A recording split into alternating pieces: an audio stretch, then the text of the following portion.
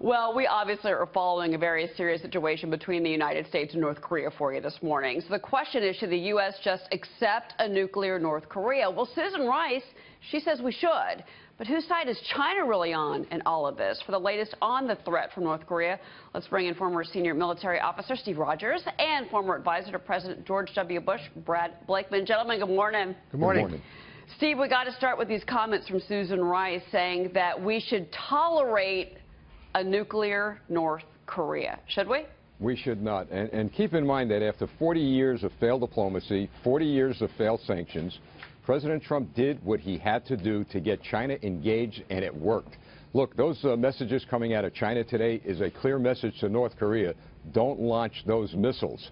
The president kept his word with the people of this country, America first. He's looking out for our national security, and he's doing exactly what he had to do. And I've got to tell you, it was a very strategic move on his part, because he knows, as well as pretty much everyone in the intelligence community, right, that no one wants a war here. And in the end of the day, the president is preventing a war. You know, but Brad, you got to wonder what China wants in all of this. And the People's Daily this morning, and then of course that is the Chinese state-run paper, the Global Times, excuse me, they were very clear in saying that China should also make clear, and this is from them, that if North Korea launches missiles that threaten U.S. soil first and the U.S. retaliates, China will stay neutral. So they're saying here that they're going to stay neutral. But then they go on to say if the U.S. and South Korea carry out strikes, try to overthrow the North Korean regime, change the political pattern of the Korean Peninsula, China will prevent them from doing so.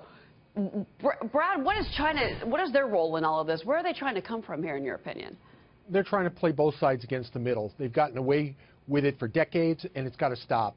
Our president should make very clear to China that any attack by North Korea will be seen as an attack by China.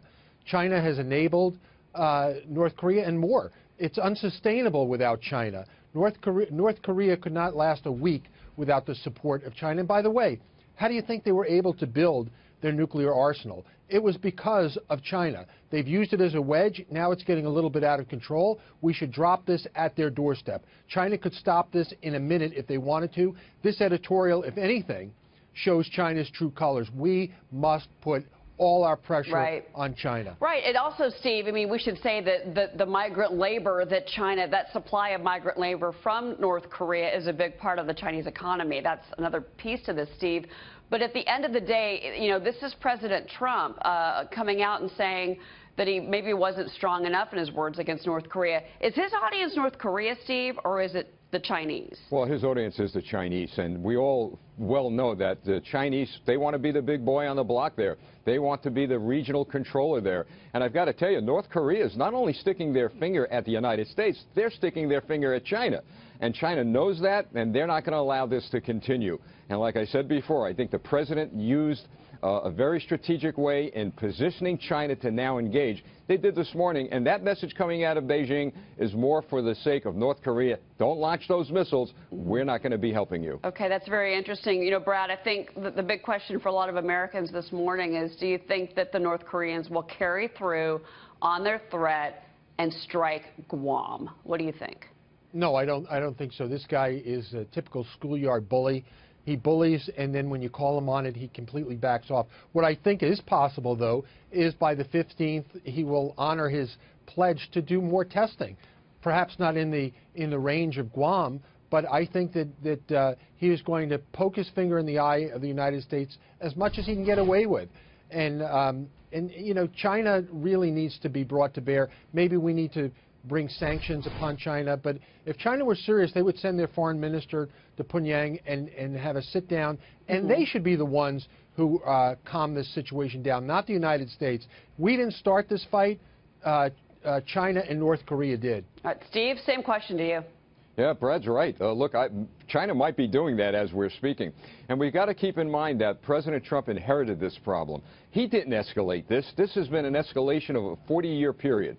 Finally, the President of the United States, Donald Trump, is going to put an end to this, but it has to have China engaged. The President knows that. China knows that. China don't want a war. The United States doesn't want a war. No one wants the war. And at the end of the day, as I said earlier, we're going to find that the President's involvement in this is going to prevent a war. Brad, President Trump's getting a lot of criticism here at home. Probably not a shocker to anybody anymore, 7 months or 6 months in the presidency. But do you think that the president maybe does need to dial it back a little bit? There are still those in the Republican Party that are saying, let's try some diplomacy here. What do you say? No, we've tried diplomacy for decades, and what did it get us? Susan Rice allowed North Korea to obtain nuclear weapons, and now she says we have to live with it? No. We're not going to live with it. And by the way, we have a president now who is telling it like it is and explaining to the American people and telling the Chinese and the North Koreans that this is unacceptable. And forget what other presidents have said. There's a new sheriff in town. Well, and also, Steve, I mean, think about the stance that we've taken with Iran. I mean, you want to talk about a country that shouldn't have nuclear weapons. What does that say to the Iranians if we back down from North Korea? Well, you're absolutely right. Iran and other countries are watching us. They're seeing what our reaction is going to be.